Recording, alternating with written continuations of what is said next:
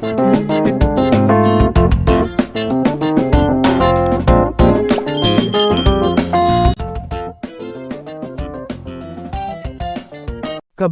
1381. Isang slate ang nakalantad sa ilalim ng mga durog na bato. Naalala ni Thea na nakuha rin ni James ang Medical Book Volume 2 sa ilalim ng Dragon Head statue. Sa kabilang kuweba sa ilalim ng lupa, binuksan niya ang slate at nakita niya ang isang kahon sa ilalim nito. Kinuha ito ni Thea, hinawakan sa kanyang mga kamay, at siniyasat. Paano ko ito bubuksan? Kailangan ko ba ng Excelter para buksan ito? Sa kasamaang palad, walang impormasyon tungkol sa kinaroroonan ni Excelter sa pader na bato. Muli siyang napaisip at naalala na natagpuan ni James ang crucifix sa puwang sa estatwa ng ulo ng dragon. Nagsimulang tumingin si Thea sa mga bato. Tamang-tama, mayroong isang itim na bakal na kawad sa mga durog na bato. Bukod sa kulay, kamukhang kamukha ito ni James Crucifer. Naalala niya kung paano niya ito ginamit upang matuyo ang kanyang damit na panloob ng magpakasal si James sa Callaghans. Sa pag-iisip nito, namula ang kanyang mukha, at ang saya ay nakasulat sa buong mukha niya. Nakipaglaro siya saglit kay Excelter at pinindot niya ang isang dulo ng itim na wire na bakal tulad ni James. Kaagad, ang bakal na kawad ay naputol sa kanilang itim na karayom. Binilang niya ang mga karayom. At may tiyak na 81 sa kanila. Half. Huminga ng malalim si Thea. Ito ba ay isang coincidence o kapalaran? Bahagya siyang nataranta. Nakuha ni James ang crucifix, na maaaring magligtas ng mga buhay. Ngunit nakuha niya ang Excelter, na para sa pagpatay ng mga buhay. Bukod dito, natagpuan din niya ang aklat ng Malice. Bagamat hindi niya binuksan ang kahon. Alam ni Thea na nasa loob ng kahon ang aklat ng Malice at magkakaroon din ng mga talaan ng demonic breath at murderous energy. Matapos mag-isip sandali, pinulot niya ang mga karayom at ipinasok sa kahon. Agad na bumukas ang kahon. Gaya ng inaasahan, may libro nga sa loob nito. Ang aklat ay nakaimbak sa isang selyadong kahon at nainggatang mabuti. Napatingin si Thea sa libro ng may pag-aalinlangan at nag-isip kung bubuksan niya ito para tingnan. Iniisip niya kung dapat ba siyang magsanay ng demonic breath at murderous energy. Matapos mag-isip ng ilang sandali, hindi niya napigilan ang tukso at binuksan ito para basahin ito. Samantala, nag-overnight si James sa Utharburg sa Durandal. Matyaga siyang naghintay ng update mula kay Zaire tungkol sa resulta ng investigasyon. Nang matapos ang oras, pumunta siya sa East Road Villa District, kung saan naroon si Zaire. Sa loob ng villa, wala kang mahanap. Matapos marinig ang ulat ni Zaire, hinampas ni James ang mesa. Bang! Agad na nalaglag ang mesa, at nagkalat ang mga piraso nito sa lupa. Galit na sabi ni James. Anong ginagawa mo? Hindi ba masyadong maimpluwensyahan ang iyong mga koneksyon? Gayunpaman, hindi mo man lang magawa ang ganoong kaliit na gawain. Nagsimulang tumulo ang malamig na pawis sa noo ni Zaire. Nagmamadali niyang paliwanag. Mr. Hayden, I really did my best to look into it. Pero wala akong mahanap. Hindi ko mahanap ang mga taong nakahuli nitong Ms. Kimberly, at hindi ko rin mahanap ang kinaroroonan niya. Nang marinig ito, nagkaroon ng masamang premonition si James sa kanyang puso. Pakiramdam niya ay hindi ordinaryong puwersa ang nakahuli kay Delilah. Kung hindi, tiyak na may ilang impormasyon si Zaire sa mga kidnapper. Gayunpaman, wala siyang mahanap. Hindi na pinahirapan ni James si Zaire at tumayo na para umalis. Tanong ni Henry, ano ang dapat nating gawin ngayon? James.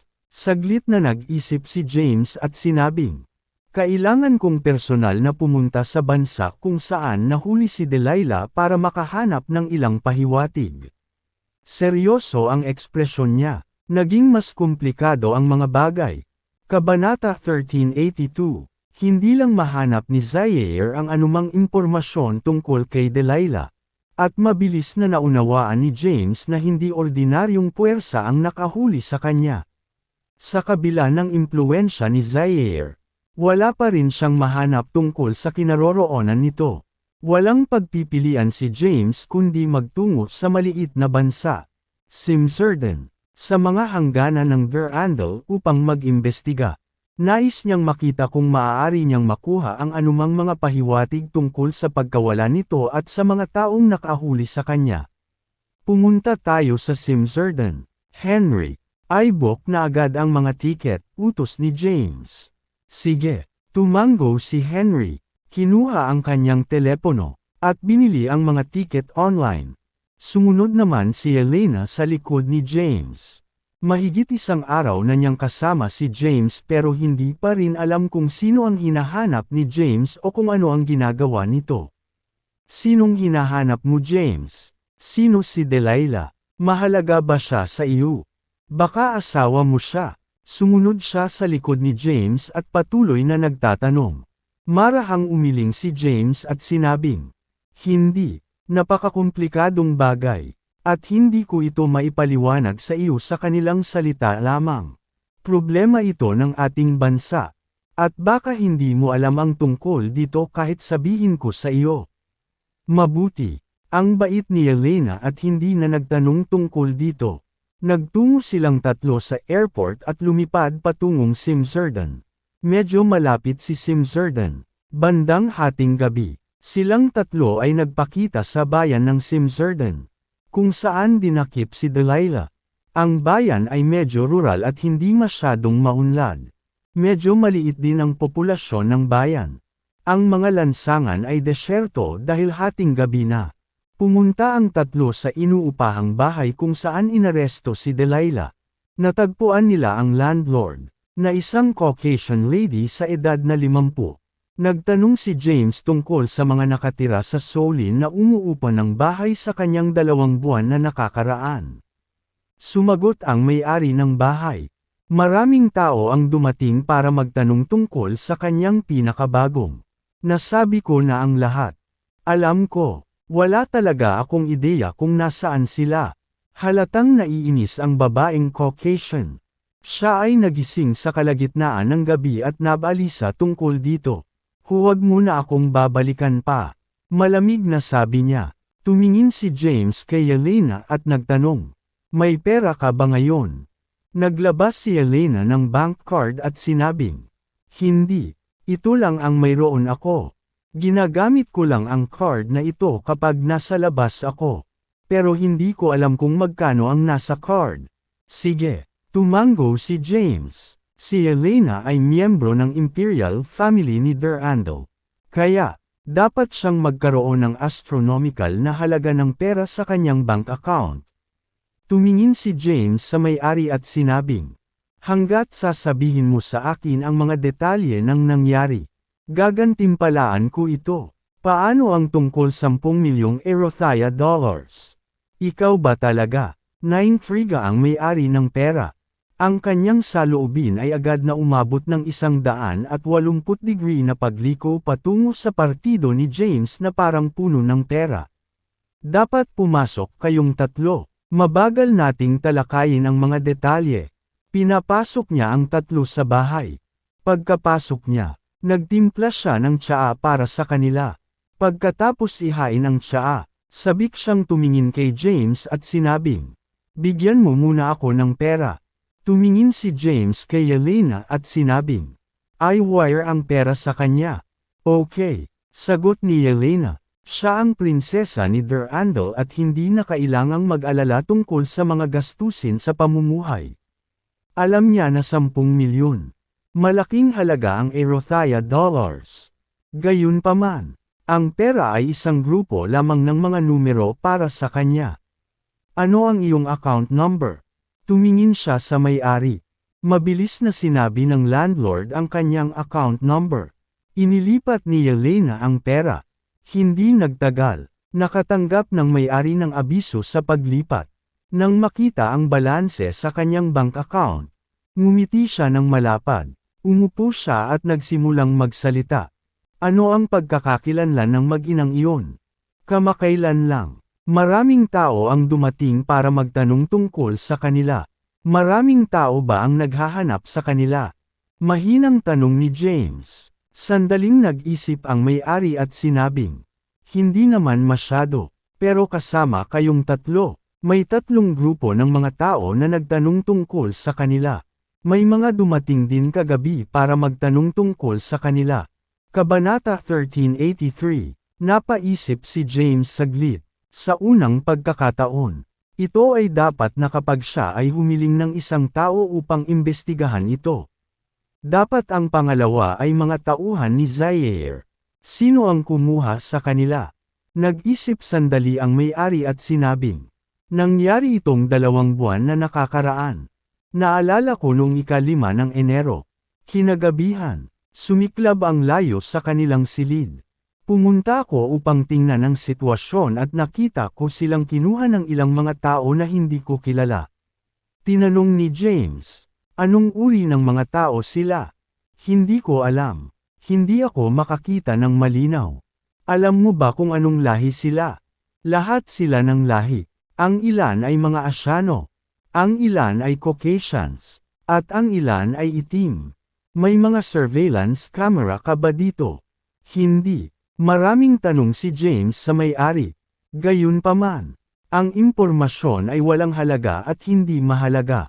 Yelena, cancel your transaction. Ang mga piraso ng impormasyon na ito ay walang silbi at hindi labis na pera.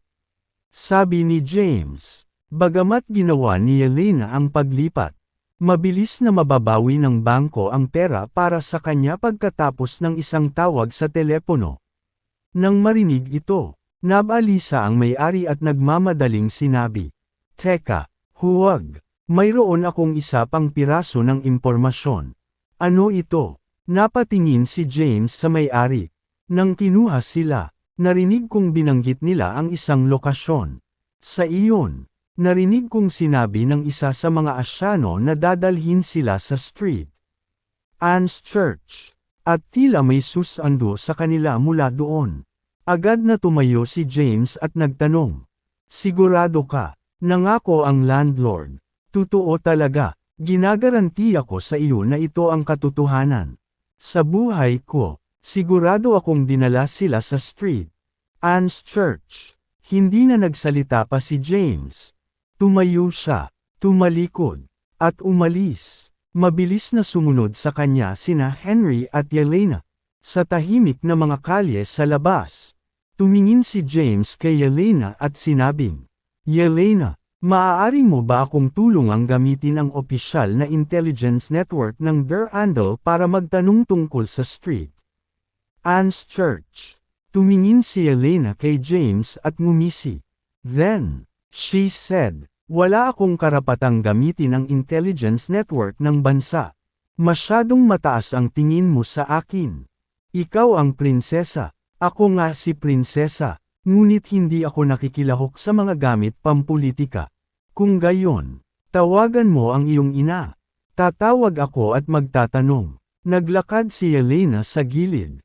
Kinuha ang kanyang telepono. Tinawagan si Reyna. At sinabi ang pagtanggap ni James. Sumang-ayon ang Reyna nang walang pag-aalinlangan. Yelena, sabihin mo kay James mag-iimbestiga ako agad at mag-update sa kanya sa loob ng kalahating oras. Sige po, inay. Ibinaba ni Yelena ang telepono. Naglakad pabalik kay James. At sinabi ng nanay ko na iimbestigahan niya ito at i-update ka sa loob ng kalahating oras. Sige, tumango si James. Nanatili siyang kalmado at matiyagang naghintay. Wala pang kalahating oras. Bumalik si Reyna kay James na may impormasyon. Tiningnan ni James ang impormasyong ipinadala ni Reyna. Ang simbahan ng Street Anne ay medyo maliit at ang pangunahing punong tanggapan ng isang maliit na kabuuan. Ang una ay tinawag na Street Anne. Hindi gaanong mga mananampalataya ang dumalo sa simbahan. At umabot ito sa halos 200,000 tao. Hindi naman kalayuan ang kinaroroonan ng simbahan. Matapos malaman ang lokasyon nito, agad na tumungo ang tatlo. Kasabay nito, nagbabasa pa rin si Thea sa Book of Malas sa isang underground cavern sa Frosty Swamp sa Medical Valley. Saul, ang aklat ng Malas ay nagtala ng hindi pangkaraniwang mga poison formula at ang paggamit ng Excelter. Bukod dito, naglalaman pa ito ng impormasyon tungkol sa demonic breath at murderous energy. Matapos suriin ang aklat ng Malas, natukso si Thea, pagkatapos magsanay ng demonic breath, maaari niyang makuha ang cold energy sa kanyang katawan at i-convert ito sa true demonic energy. Bukod dito, makakatulong ito sa kanya na masipsap ang dugo ng spirit turtle. Kung mas malakas ang true demonic energy ng isang tao, mas nakakatakot ang murderous energy ng isang tao. Ang true demonic energy ay isang medyo banayad na yin na enerhiya na malamig sa kalikasan na eksaktong kabaligtaran ng James' heavenly breath. Na isang matinding yang true energy. Thea through of Cynthia. Ang tunay na enerhiya ni Cynthia ay may likas na yin din. At umakma ito sa true energy ni James. Maaari siyang magsanay ng martial art manual na naitala sa Moonlit Flowers on Cliffside's Edge. Bagamat nag-aatubili siya tungkol sa kanilang pagsasanay ng magkasama, hindi niya tinulungan si James sa pagsasanay. Manual ng martial art, kung kaya niyang linangin ang demonic breath, maaari niyang isagawa ang manual ng martial art na nakatala sa painting. Kasama si James. Sa pag-iisip nito, naging determinado si Thea, sinimulan niyang subukang magsanay ng demonic breath. Ang pamamaraan ng paglilinang ng demonic breath ay katulad ng sa heavenly breath. Si Thea tanghali, pamilyar sa heavenly breath, at kinailangan niya ang ilang bahagi ng pagsisikap upang maisagawa ang demonic breath. Nagsimulang magsanay si Thea ng demonic breath sa kuweba sa ilalim ng lupa. Samantala, nalaman ni James, na malayo sa Durandal, na si Delilah ay dinala sa street. Anne's Church mahigit 2 buwan na ang nakararaan. Matapos magtanong tungkol sa lokasyon ng street. Anne's Church. Mabilis na nagtungo ang tatlo doon. Ang street. Anne's Church ay ang punong tanggapan ng isang maliit na marka. Ayon sa impormasyong ibinigay ng reyna ng Durandal, hindi malaki ang simbahan, at walang masyadong mananampalataya ang dumadalaw sa simbahan. Ang kabuoang bilang ng mga taong dumalo ay humigit kumulang 200,000. Ang mga mananampalataya na ito ay pangunahing mga tao mula sa Simsrden. Ang simbahan ay hindi naging isang transnational na simbahan. Ito ay matatagpuan sa isang rural na bayan ng Simsrden.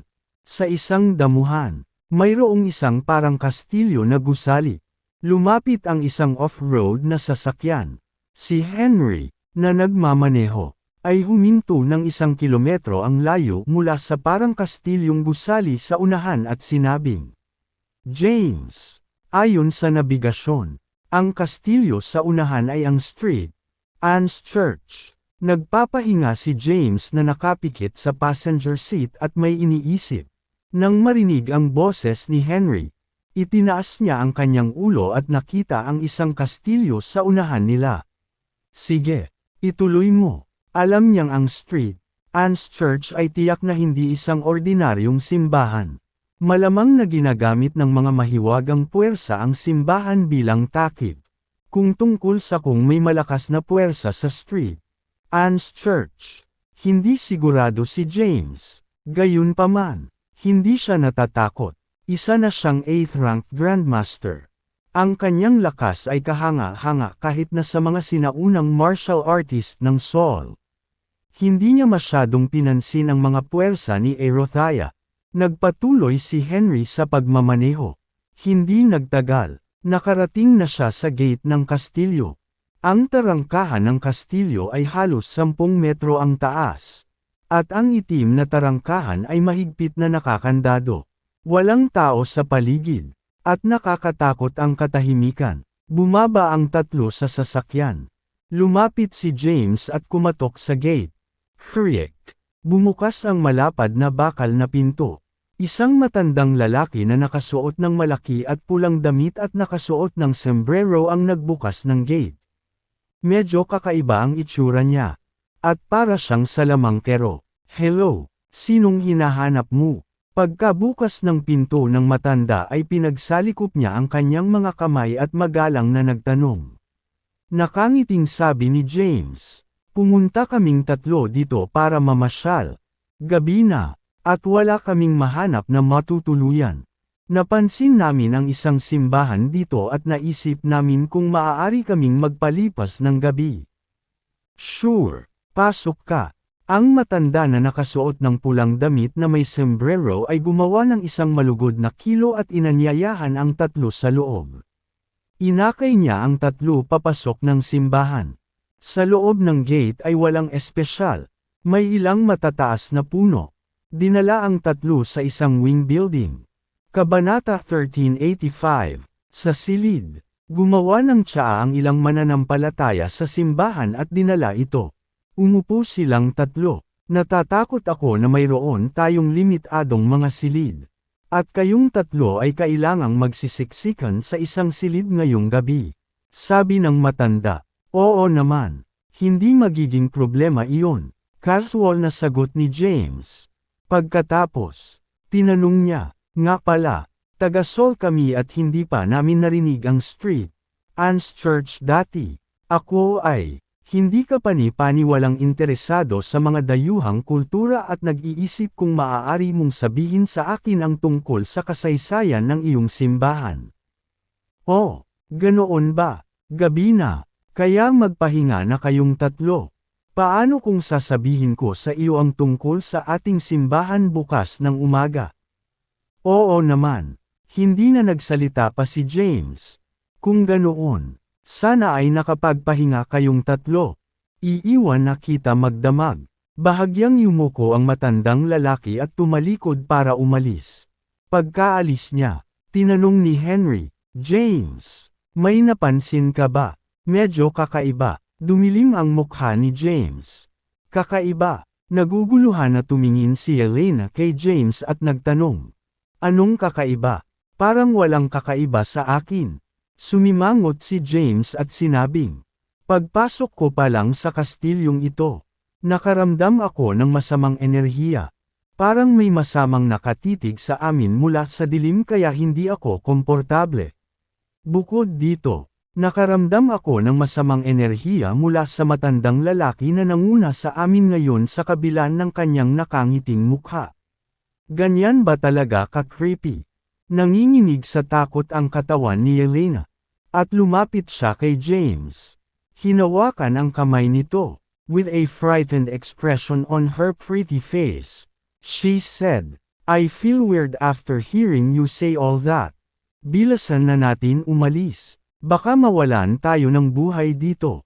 Marahang binawi ni James ang kamay niya kay Elena. Napagtanto din ni Elena ang kanyang ginawa. At bahagyang namula ang kanyang magandang mukha. Lumayo siya at nanatiling malayo kay James. Pagpapatuloy ni James, "Hindi normal ang kastilyong ito. Matulog muna kayo. Titingnan ko ang kastilyo at susubukan kung tingnan kung maaari kong malaman ang higit pa ngayong gabi. Susubukan ko ring hanapin si Delilah. Mabuti kung mahanap ko siya. Ngunit kung hindi, kailangan kong maging diretso at tanungin sila bukas. Worst comes to worst, I'll be left with no option but to fight." Sabi ni James na may gloomy expression. Ipinaalala ni Henry, "James, dapat kang maging mas maingat." Ngumiti ng mahina si James. "Hindi ito isang uri ng pugad ng dragon. Walang dapat ikabahala. Gayunpaman, kailangan kong tulungan mo akong panuurin si Elena. Huwag mong hayaang gumala siya. Matutulog na ako." Hindi na inistorbo ni Elena si James. Humikab siya. Naglakad papunta sa kama. At humiga. Tahimik na nag-uusap sina James at Henry. Tanong ni Henry, "James, sino sa palagay mo ang mga tao sa likod ng Street Anne's Church?" Umiling si James at sinabing, "Hindi ko alam. Pero sa paghusga sa aura sa lugar na ito, Tiyak na hindi sila mabubuting tao. Manatili ka sa silid at huwag pumunta kahit saan. Lalabas ako at tingnan ang lugar. Oo, tumango si Henry. Tumayo si James. Naglakad papunta sa pinto. At agad na lumapit sa labas ng pinto. Nang maramdaman niyang walang tao sa labas, binuksan niya ang pinto at lumabas. Inilibot niya ang tingin sa koridor at tumalon sa bubong ng gusali. Pagkatapos ng ilang pagtalon, lumitaw siya sa pinakamataas na punto ng kastilyo. Nakatayo sa pinakamataas na punto. Pinagmasdan niya ang buong kastilyo. Ang lugar ng kastilyo ay medyo malaki at sumasaklaw ng 10 ektarya ng lupa. Gayunpaman, ang kastilyo ay nakikita na nasira at mukhang may daan-daang taon ng kasaysayan. Pumikit si James at pinakiramdaman ang paligid ng kastilyo. Siya ay isang 8th rank grandmaster na may malakas na pandama. Pagkaraan ng maikling sandali, tinansya niya na 3,000 tao ang naninirahan sa kastilyo. Bigla siyang nakarinig ng isang malungkot na sigaw. Bahagyang nagsalubong ang kanyang mga kilay. Ano ang nangyayari? Bakit may sumisigaw? Maingat niyang pinag-aralan ang tunog. Kumunat ang noo ni James at bumulong. Galing sa ilalim ng lupa. May sikretong underground basement sa kastilyong ito. Kabanata 1386. Isang mahinang sigaw ang narinig ni James. Pagkatapos ng ilang pagsusuri, masasabi niyang nagmula ito sa malalim na ilalim ng lupa. Kaya, nagpasya na siya na mayroong isang lihim na silong sa ilalim ng lupa na itinayo sa ilalim ng kastilyo na may maraming tao na nakakulong doon. Gayunpaman, hindi niya matiyak ang pagkakakilanlan ng mga taong nakakulong. Tumayo siya sa pinakataas na punto ng kastilyo at naisip. Pagkaraan ng ilang oras, nagpasya siyang pumuslit sa underground basement dahil maaaring naroon pa si Delilah. Maingat niyang iniskan ang paligid ng kastilyo upang mahanap ang pasukan sa underground basement. Sa kabila ng matagal na paghahanap, hindi niya makita ang pasukan. Siya sa isang lotus na pwesto sa pinakamataas na punto ng kastilyo at ipinikit ang kanyang mga mata. Naliwanagan ang kanyang isip, at nagsimulang maramdaman ang kanyang paligid at ang direksyon ng tunog. Maraming tunog ang pumapasok sa kanyang tenga. May ilang boses na nakikipag-usap sa loob ng kastilyo. At sinubukan niyang subukang hadlangan ang kanilang pag-uusap. Bigla niyang narinig ang isang mahalagang pag-uusap. Arsobispo, may ilang mga sole na nananatili sa kastilyo ngayong gabi. Anong klaseng tao sila? Ang isa sa mga lalaki ay medyo patas. Ang isa ay medyo mangungulti. At ang babae ay Caucasian. Inaangkin nila na mga turista na hindi makahanap ng matutuluyan at hiniling na manatili sa kastilyo ng isang gabi. Gayunpaman, ang isa sa mga lalaki ay may dalang espada at tila hindi isang normal na turista. Walang pwedeng magkamali sa ngayon. Sa umaga, itaboy sila kung normal silang tao. Kung mayroon silang ibang intensyon, ayusin ito sa lalong madaling panahon. Sige, iimbestigahan ko kaagad ang background nila. Ang pag-uusap ay nagaganap malapit sa kinaroroonan ni James at 20 metro ang layo sa loob ng isang silid. Arsobispo, kumunat ang noo ni James nang marinig ang usapan nila. Masasabi niyang ang tinaguriang arsobispo ang amo ng street, Anne's Church, habang ang isa pang boses ay ang matanda na nagdala sa kanila sa kastilyo. Noong una, binalak niyang pumuslit sa underground na piitan para tingnan ang sitwasyon. Gayunpaman, tila hindi na kailangan dahil mahahanap na lang niya ang arsobispo. Tinukoy niya ang lokasyon ng arsobispo. Ang kanyang katawan ay tumalon sa hangin at lumipad patungo sa tunog. Maya-maya, sumulpot si James sa pintuan ng isang kwarto. Bumukas ang pinto pagkarating niya sa silid. At lumabas ang isang matandang lalaki na nakasuot ng pulang damit at sombrero. Ang matandang lalaki ang nagdala kay James sa kastilyo. Natigilan siya nang makita si James. Walang awa sa kanya si James at agad na sinugod ang matanda. Itinulak ng kanyang palad ang napakalakas na puwersa sa matanda. Tinamaan ng nakakatakot na puwersa. Sabog siya pabalik sa silid. Sinundan siya ni James sa kwarto. Pagpasok sa silid, nakita ni James ang katawan ng matanda na lumulutang sa himpapawid. Na tila sinalo ng malakas na puwersa. Isang medyo may edad na lalaki ang nakaupo sa likuran niya. Isa siyang Caucasian na lalaki na matangkad at matipuno. Nakasuot ng gintong balabal. Itinaas niya ang kanyang kamay. At nagkaroon ng puwersa mula rito at iniunat na lalaki. Na pinalipad papunta sa silid. Ang nasa katanghaliang gulang na lalaki ay nag-withdraw ng kanyang lakas. At ang matanda ay nakatayong matatag sa sahig. Bahagya siyang umatras at tumabi sa lalaking nasa katanghaliang gulang na nakasuot ng gintong robe. Maingat na nakilala kay James. Unti-unting tumayo ang nasa katanghaliang gulang na lalaking naka-golden robe at mariing tinitigan si James. Sa isang mataimtim na ekspresyon, malamig siyang nagtanong, "Sino ka? At bakit ka nasa simbahan ni Street?" Ann. Pinandilatan ni James ang nasa katanghaliang gulang na lalaking naka-golden robe. Naramdaman niya ang malakas na aura mula sa nasa katanghaliang gulang na lalaki. Hindi siya mas mahina kaysa sa isang pang-anim na ranggo na Grandmaster. Kumunat ang noo ni James. Hindi niya inasahan na ang isang malakas na tao ay nagtatago sa isang maliit na bayan tulad ng Simsirdan. Gayunpaman, wala siyang dapat ikatakot. Dapat ay mahulaan mo ang aking pagkakakilanlan.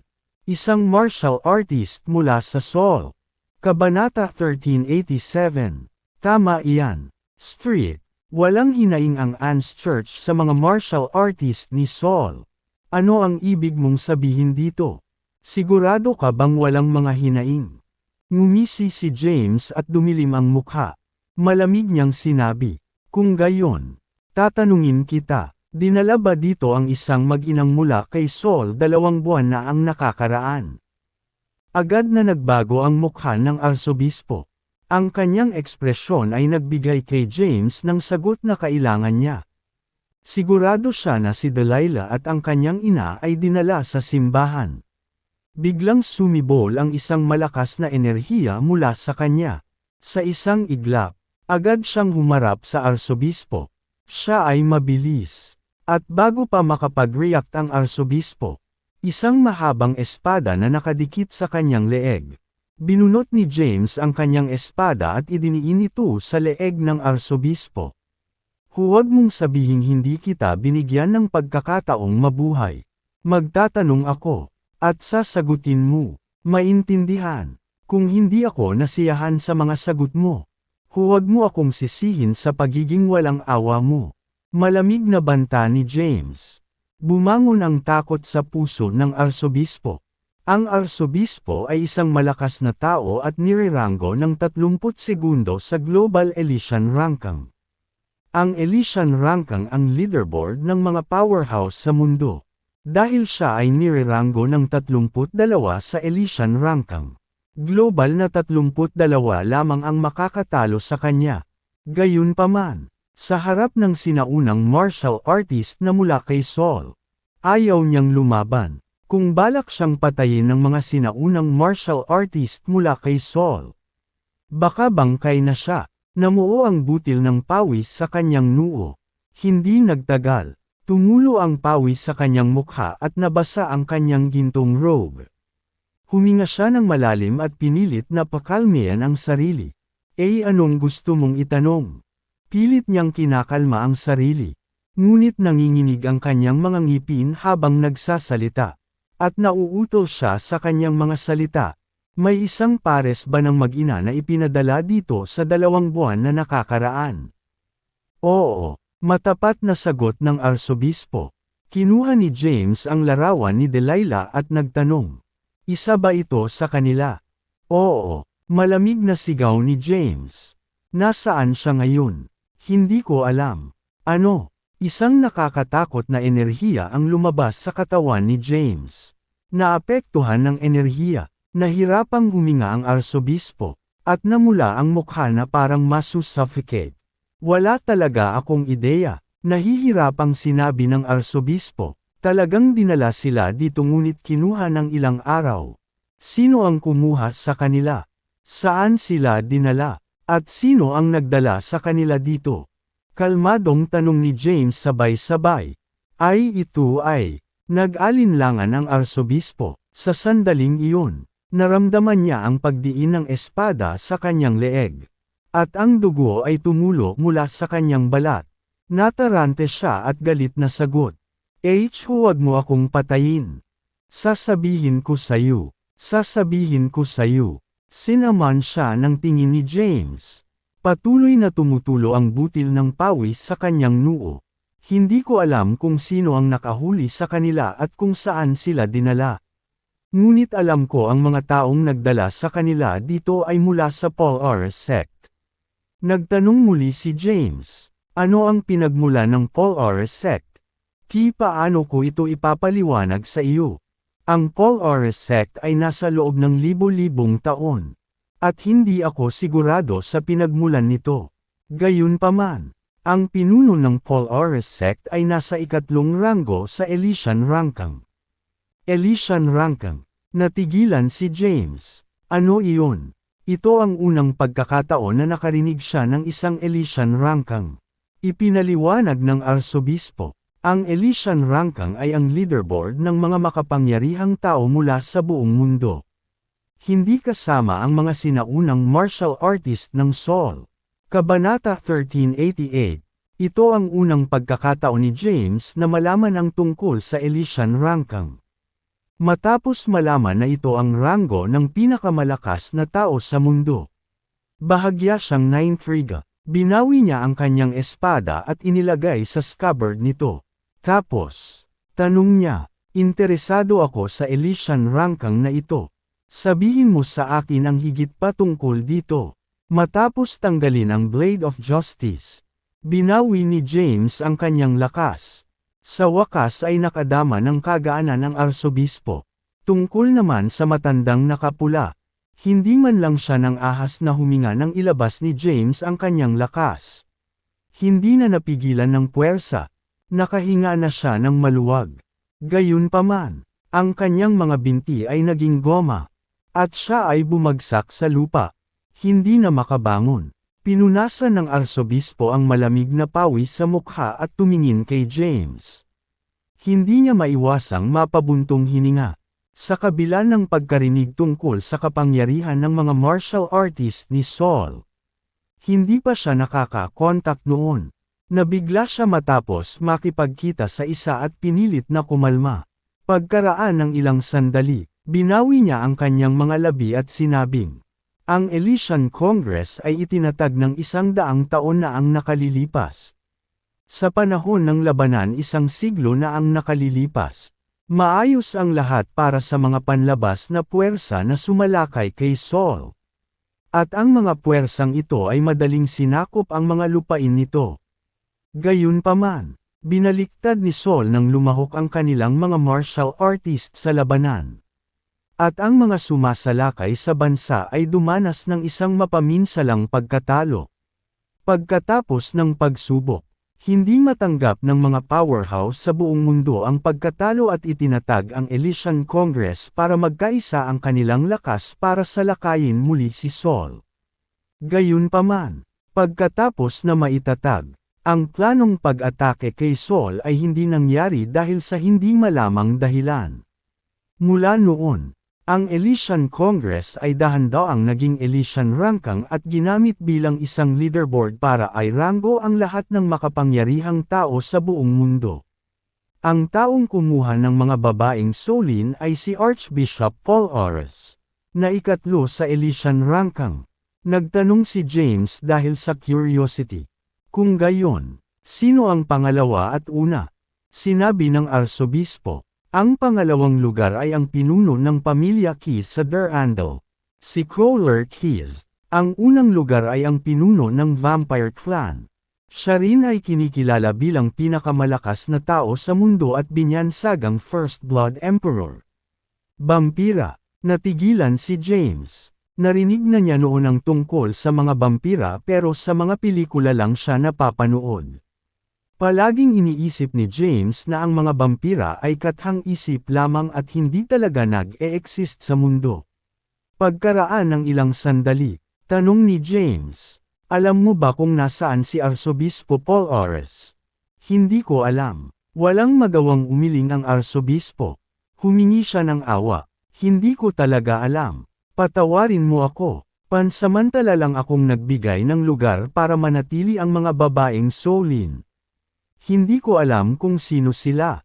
Pero, biglang iniba ng arsobispo ang usapan at sinabing, "Hindi ko alam kung nasaan si Arsobispo Paul Ores. Pero alam kong tiyak na sasali siya sa International Martial Arts Conference."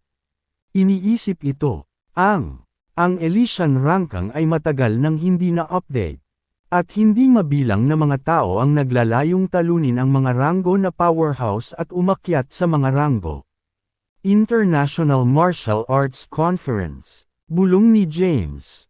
Ang layunin ng kanyang paglalakbay ay upang mahanap si Delilah at ibalik siya kay Saul. Pagkatapos, kinailangan niyang bumalik sa Saul upang simulan ang paglilinis ng masalimuot na puwersa doon. Simula sa pamilyang Tucson, hindi niya inaasahan na ganito karaming bagay ang mangyayari. Maging si Archbishop Paul Ores, na pangatlo sa Elysian Rangkang, ay nasangkot. Mukhang kailangan kong lumahok sa komperensya sa Mount Olympus at makilala itong tinatawag na Arsobispo Paul Ores, na nasa ikatlong ranggo sa Elysian Rangkang. Naisip ni James, kapag nalaman kong nagsisinungaling ka sa akin, ang street, Scrooge ay hindi umiiral. Malamig na pagbabanta ni James at tumalikod na para umalis. Pagkaalis niya, kalat, agad na bumagsak ang upuan na inuupuan ng arsobispo, at nahulog siya sa sahig. Ang kanyang nasasakupan, ang matandang lalaki na may pulang damit, ay tumayo at lumapit, nag-aalalang nagtanong, "Ayos ka lang ba, Arsobispo?" "Ayos lang ako, ayos lang ako." Nahihirapang bumangon muli ang arsobispo. Ang kanyang mukha ay mapotla at puno ng kawalan. Sa wakas naiintindihan ko kung bakit ang mga powerhouse mula sa buong mundo ay natalo 100 taon na ang nakalilipas. May mga nakakakilabot na martial artist si Saul. Imposibleng talunin sila. Ano ang dapat nating gawin ngayon? Arsobispo. Kabanata 1389. Huwag kang mag-alala. Wala kaming anumang hinaing sa mga sinaunang marital artist ni Saul. Wala sa tabi ko ang taong hinahanap niya. Naniniwala akong hindi siya gagawa ng aksyon laban sa akin. Mamamatay na ako agad kung balak niyang kitilin ang buhay ko. Bumilis ang tibok ng puso ng arsobispo. Ipinakita ni James ang gayong nakakatakot na lakas. Tuluyan ng sumuko ang arsobispo sa pakikipaglaban. Siguradong kapantay ang lakas ni James sa top 3 sa Elysian Rangkang. Gayunpaman, hindi siya sigurado kung sino ang mananalo kung magkalaban sila. Matapos makuha ni James ang impormasyong kailangan niya, mabilis siyang bumalik sa silid. Itinulak niya ang pinto at pumasok. Tumalikod at bumangon si Elena na nakahiga sa kama. Tinitigan niya si James, na pumasok sa silid, at nagtanong, "Kumusta? Ano ang alam mo?" Napatingin din si Henry kay James. Naghihintay ng sagot niya. Pumasok si James sa kwarto. Umupo, at nagsindi ng sigarilyo. Pagkatapos, sumagot siya, "Inusisa ko ang arsobispo ng simbahan ng street. At nalaman ko ang tungkol sa pagkakaroon ng Elysian Rangkang. Ang mga taong hinahanap namin ay inalis ni Archbishop Paul Ores, na ikatlo sa Elysian Rangkang." Elysian Rangkang? Ano yan? Nataranta si Henry at nagtanong. "Alam ko ang tungkol sa Elysian Rangkang." Napukaw ang interes ni Elena. Bumangon siya sa kama at lumapit kay James. Umupo siya sa tabi niya at masayang sinabi, "Narinig ko na ang nanay ko na nag-uusap tungkol sa Elysian Rangkang. Sila ang orihinal na Elysian Congress na itinatag para tanggalin ang mga sinaunang martial artist ng Saul. Ngunit sa huli ay naging ranggo ng malakas sa buong mundo. Ma'am, tama iyan. Tumango si James at umamin. Tanong ni Henry, kung gayon, ano ang susunod nating gagawin? Hinihit-hit ni James ang kanyang sigarilyo at same time na sumagot. Sasali si Archbishop Paul R. sa International Martial Arts Conference. Ayokong sumali, pero wala akong choice kundi sumali. Ang galing. Sa lakas mo, siguradong makakakuha ka ng magandang rangkang sa conference. Pumalakpak si Elena at sinabing, si James ay hindi interesado sa mga ranggo. Gusto lang niyang iligtas si Delilah at umuwi. Manatili kayong dalawa sa kwarto at huwag kayong gagalaw. Pupunta ako sa underground basement nila at tingnan ko kung sino ang nakakulong doon. Pagkatapos mag-utos ni James ay umalis na ulit siya. Sa pagkakataong ito, dumiretso siya sa arsobispo. Bago pa umalma ang arsobispo sa gulat dahil kay James.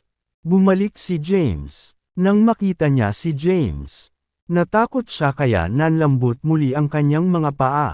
Agad siyang humingi ng awa. Hindi ko talaga alam. Ang bagay na ito ay walang kinalaman sa akin. Tumingin sa kanya si James at mahinang sinabi. Pumunta ako para makita ka dahil gusto kong tingnan ang underground basement mo. Ito, tila nabahala ang arsobispo sa kanyang kahilingan. Anong mali? Ito ba ay hindi komportable? Malamig na tanong ni James. My honored guest from Saul. Inaamin ko hindi ako mabuting tao. Sinipsip ko ang lakas ng mga taong nakakulong sa piitan para bawiin ang sarili kong lakas. Sa pagharap sa mabigat na tao mula kay Saul, ipinagtapat ng arsobispo ang kanyang mga kasalanan. Pupunta ako para tingnan. Hindi lubos na nagtiwala si James sa arsobispo. Natatakot siya na baka makulong pa si Delilah sa underground na silong at palalampasan niya ang pagkakataong iligtas siya kung aalis siya pagkatapos na malinlang. 1/3. Ito, naguguluhan ang ekspresyon ng arsobispo. Manguna ka na, sigaw ni James. Ang kanyang boses ay parang dagandong ng kulog. At agad na blanko ang isip ng arsobispo. Kaagad siyang tumayo. Gayunpaman, nanghina ang kanyang mga paa. At muli siyang bumagsak sa sahig. Pinilit niyang bumangon at sumandal sa dingding bilang suporta. Pagkatapos, itinuro niya si James sa isang direksyon, na nagsasabing, ang aking pinangalanan na panauhin. Sa ganitong paraan, mangyaring, Kabanata 1390, hindi nang ahas ang arsobispo na tanggihan si James. Personal niyang dinala si James sa underground basement ng Street Anne's Castle. Ang pasukan ng piitan ay hindi mahalata at posible lamang na makahanap ng may nangunguna sa daan. Maraming tao ang nagbabantay sa pasukan ng piitan. Naramdaman ni James ang medyo malakas na aura mula sa mga gwardya. At halatang hindi sila ordinaryong tao. Arsobispo, lumuhad ang mga gwardya at pare-pareho siyang binati nang dumating ang arsobispo.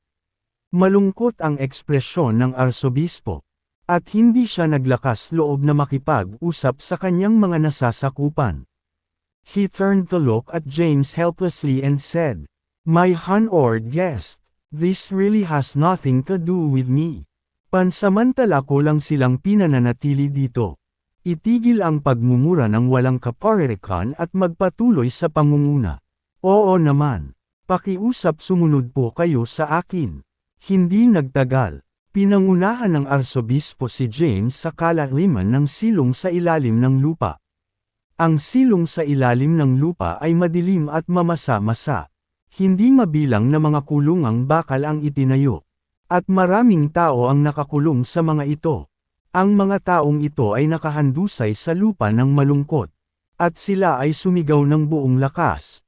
Walang buhay ang kanilang mga hiyawa na parang nasa bingit ng kamatayan. Tumayo si James sa harap ng isang bakal na kulungan at tiningnan ang taong nakakulong sa loob. Ang taong nasa loob ay nakasuot ng manipis na damit. Napakapayat, at huminga ng mahina. Ang bilanggo ay mukhang nasa kanyang huling hininga. Kumunat ang noo ni James at naisip, anong uri ng masamang sining ang ginagawa ng arsobispo? Bakit kailangan niyang sumipsap ng enerhiya ng mga nabubuhay na tao madagdagan ang kanyang lakas? Napatingin siya sa arsobispo na nakatayo sa tabi niya.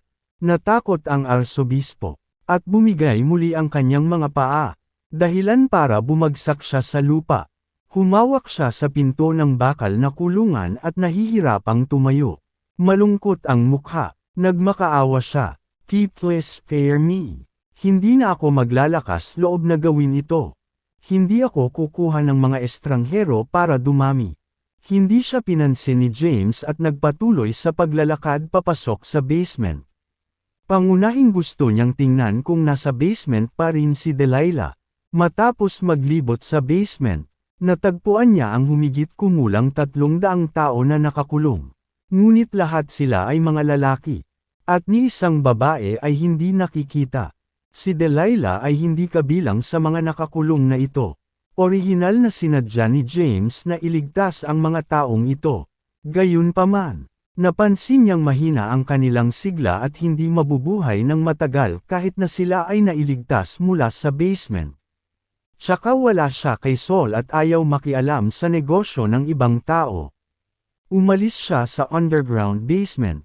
Sinundan siya ng arsobispo. Huminahon ang hindi mapakali niyang puso dahil hindi gaanong nasabi ni James ang kanyang mga kasamaan. Sa labas, tumingin si James sa arsobispo. Tinapik siya sa balikat, at sinabing, hindi ko intensyon na makialam sa mga gawain mo at hindi ko ito papansinin. Gayunpaman, gusto ko lang ipaalam sa iyo na hindi tama na pagbutihin ang iyong lakas sa pamamagitan ng mga balutot na paraan. Dapat mong ihinto ang paggawa nito sa hinaharap. Hindi kita papakawalan ng ganoon kadali kung malalaman kung pinagpatuloy mo ang mga ganyang bagay. Pagkatapos magbigay ng babala, tumalikod si James at umalis. Muling bumagsak sa lupa ang arsobispo pagkatapos makalayo si James. Bumalik si James sa kwarto. Sa sandaling binuksan niya ang pinto at pumasok sa loob. Tanong ni Elena, paano ito? Umiling si James at sinabing, wala lang. Wala dito ang taong hinahanap ko. Umalis na tayo. Saan tayo pupunta ng gabi na? Bakit hindi tayo magdamag? Bakas sa mukha ni Elena ang pagkadismaya. Maaari kang magpatuloy sa pananatili dito.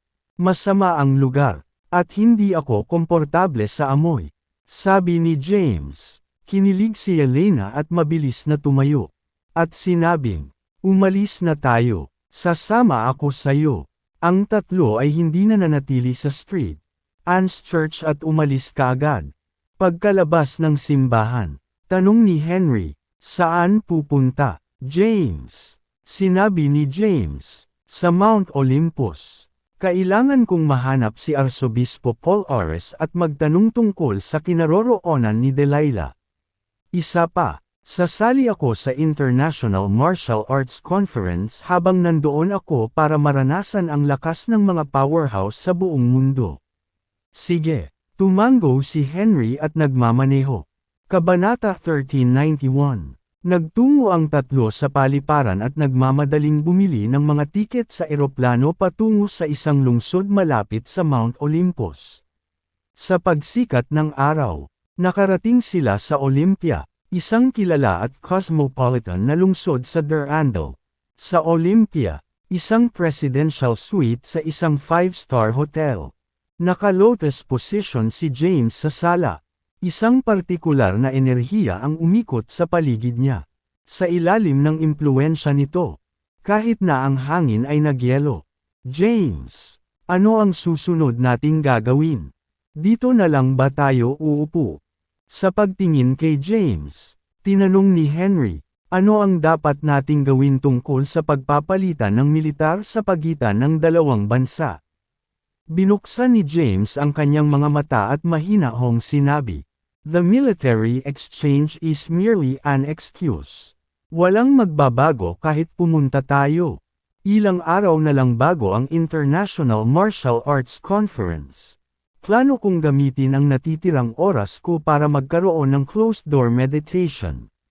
Ma'am, tumango si Henry at walang sinabi. Dito na muna pansamantalang titira si James. Ang hotel na tinitirhan niya ay kalahating araw ang layo mula sa Mount Olympus sakay ng kotse. Kung kinakailangan, maaari siyang bumalik sa oras para sa pagpapalitan ng militar pagkatapos ng International Martial Arts Conference.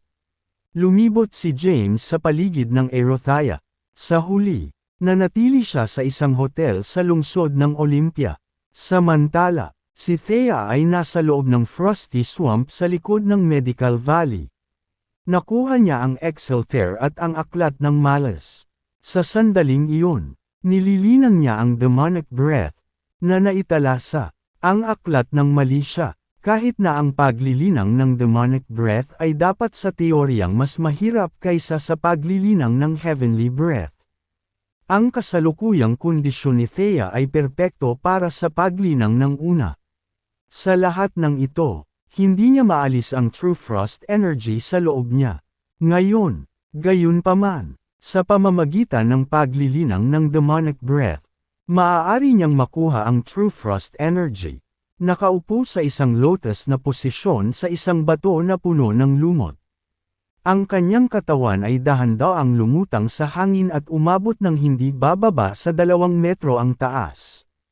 Naglabas siya ng banayad na enerhiya, at ang mga ekspresyon sa kanyang mukha ay patuloy na nagbabago. Makalipas ang ilang oras, binuksan niya ang kanyang mga mata. Pagkatapos, bumaba siya mula sa himpapawid at tuloy-tuloy na bumagsak sa lupa. Kakaiba talaga ang demonic breath. Bagamat hindi pa ako nakakapag-cultivate ng matagal, ang true energy sa loob ng katawan ko ay naging true demonic energy. At ang true frost energy ay halos na-absorb na. Ang true frost energy ng spiritual palm ay wala ng epekto sa akin.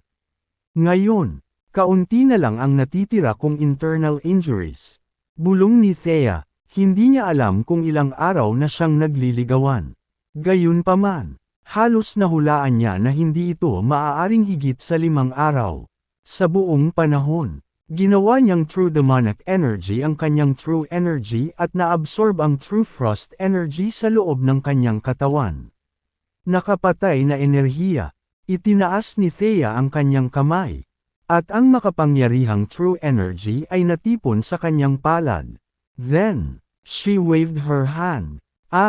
Ang true energy ay tumama sa batong pader sa anyo ng isang malakas na bagyo ng hangin. Boom! Ang pader na bato ay agad na nabasag. At ang maliliit na piraso ng bato ay nahulog sa lupa. Gaano kalakas? Talagang nakakatakot ang true demonic energy. Kung pagsamahin ang malevolent sword at ang kanyang murderous energy, maaabot niya ang mas mataas na taas. Wala akong panahon para pagalingin ang mga sugat ko. Kailangan kong umalis kaagad at tumungo sa Mount Olympus sa Durandal para lumahok sa International Martial Arts Conference. Gustong gamutin ni Thea ang mga sugat niya.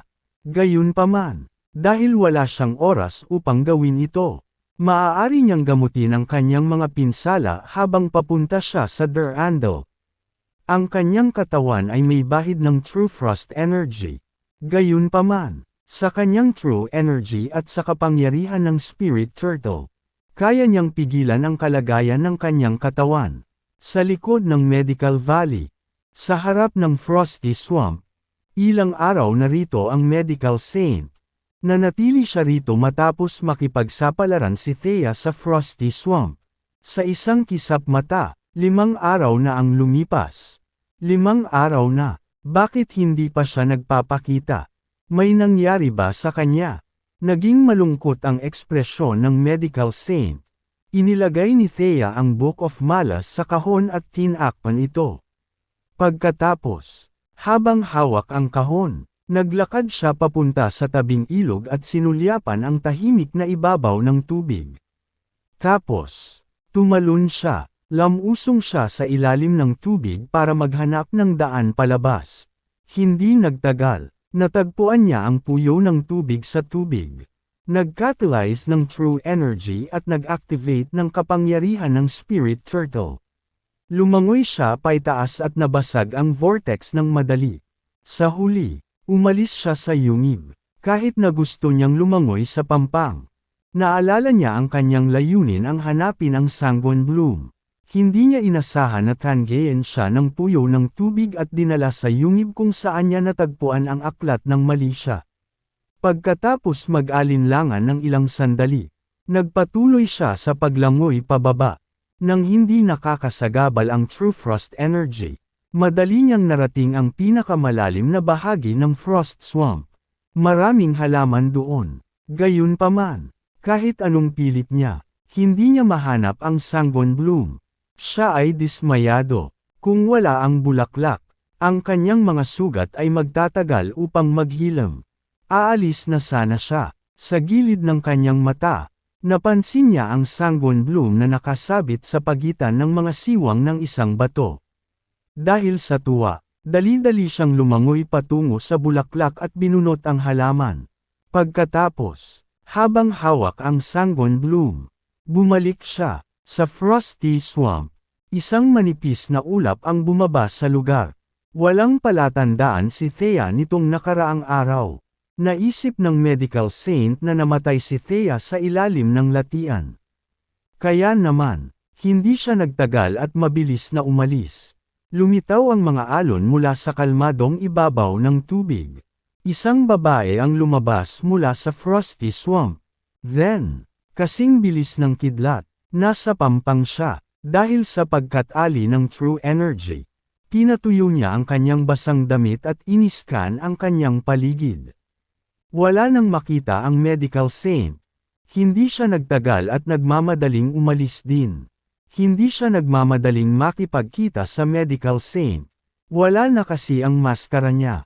At ayaw niyang makita ang iba ang hitsura niya. Pagkatapos umalis sa Medical Valley patungo sa lungsod, inutusan niya ang mga disipulo ng Celestial Sect na padalhan siya ng bagong maskara. Pagkatapos magsuot ng maskara, nagtungo siya sa Medical Valley para salubungin ang Medical Saint kasama si Sanguine Bloom na nakuha niya. Sa isang kahoy na bahay sa Medical Valley, hindi makapaniwalang tinitigan ng matandang Medical Saint ang Sanguine Bloom. Ilang araw na siyang naghihintay sa may Frosty Swamp. At ang sect leader ng Celestial Sect ay wala kahit saan. Paano siya nakabalik sa sandaling umalis siya? Si Thea, na ngayon ay nakasuot ng kanyang maskara, ay nagsabi, "Dala ko sa iyo ang Sanguine Bloom. Gaano katagal mo kailangan gamutin ang mga sugat ko?" Matapos pumunta sa lungsod, nalaman niyang 5 araw na ang lumipas habang siya ay nasa Frosty Swamp. Malapit na ang International Martial Arts Conference. Kinailangan niyang pagalingin ang kanyang mga sugat sa lalong madaling panahon. Naalala ng medical saint ang kanyang sarili, na nagsabing, "1 linggo, tiyak na mapapagaling ko ang iyong panloob na pinsala sa loob ng 1 linggo." Nauubusan na ako ng oras. Nagdilim ang mukha ni Thea, at sinabi niya, "Pagalingin mo ako sa loob ng 3 araw. 3 araw. Nakakunot ang kanyang mga kilay. Nag-isip sandali ang medical saint bago sinabing, "Alam kong kailangan mong pumunta sa Durandal sa lalong madaling panahon para lumahok sa International Martial Arts Conference." "Paano ito?" "Gagamitin ko ang Sanguine Bloom para mapuno ang 1 hilang elixir para sa iyo. Natatagal lang ng 3 araw. Maaari mong ubusin ito sa iyong paglalakbay sa Durandal." "Oo naman." Tumango si Thea. "Nauubusan na tayo ng oras. Sabay-sabay akong maghahanda ng mga sangkap. Mangyaring manatili sa Medical Valley sa loob ng ilang araw." Umalis ang medical saint na may hawak na Sanguine Bloom at mabilis na inihanda ang mga sangkap. Bagaman ang Sanguine Bloom ang pangunahing sangkap, kailangan niya ng iba pang mamahaling halamang gamot upang ganapin ang isang resultang elixir sa pagpapagaling. Lahat ng kailangan niya ay matatagpuan sa Medical Valley. Samantala, nanatili si Thea sa lambak. Hindi siya nakaupo nang walang ginagawa. Sa halip, Sinuri niya ang aklat ng malas at natutunan ang mga pamamaraan ng Exaltair. Binasa niya ang pamamaraan ng paglilinang ng murderous energy upang matutunan kung paano ito gamitin sa pinakadakilang lawak nito. Kabanata 1393, kasabay nito, sa Olympia, Der Andal, si James ay naglilinang sa silid. Matapos masipsap ang kaibuturan ng Espiritu Pagong, tumaas ang kanyang lakas, mula sa isang maagang yugto ng ikapitong ranggo hanggang sa ikawalong ranggo. Matapos tumawid sa ikawalong ranggo, nagmamadali siyang nagtungo sa kabisera bago nakarating sa Der Andal. Bagamat tumawid na siya sa ikawalong ranggo, hindi pa stable ang true energy niya at kailangan niya ng oras. Manirahan, sa nakalipas na ilang araw, sinisikap niyang patatagin ang kanyang true energy sa pagsisikap na mapakinabangan ang lakas nito. Kumatok, kumatok, kumatok. Dumating ang mga katok mula sa pinto at naputol ang pagtatanim ni James.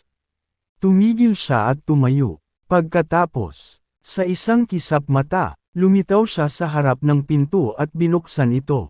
Nang makitang bukas ang pinto, sabi ni Henry, "James, nauubusan na tayo ng oras.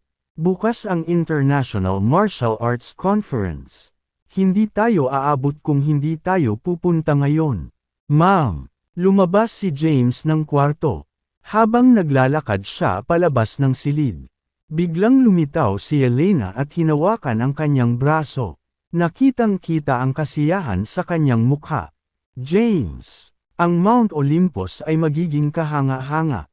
Balita ko halos lahat ng martial artist sa mundo ay nandyan. Ito ay isang beses sa isang siglo na pagkakataon upang lumahok sa komperensya. Huwag mo na akong isiping ipagtabuyan sa pagkakataong ito. Sasamahan kita kahit anong mangyari." Malungkot ang ekspresyon ni James. Nais niyang pumunta sa Mount Olympus ng mag-isa. Wala siyang balak na isama sina Yelena at Henry. Kung tutuusin, sila ay mga ordinaryong tao.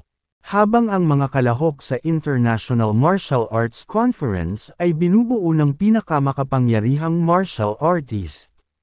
Kung may nangyaring masama, mahirap ipaliwanag ang mga bagay sa reyna ng Der Andal.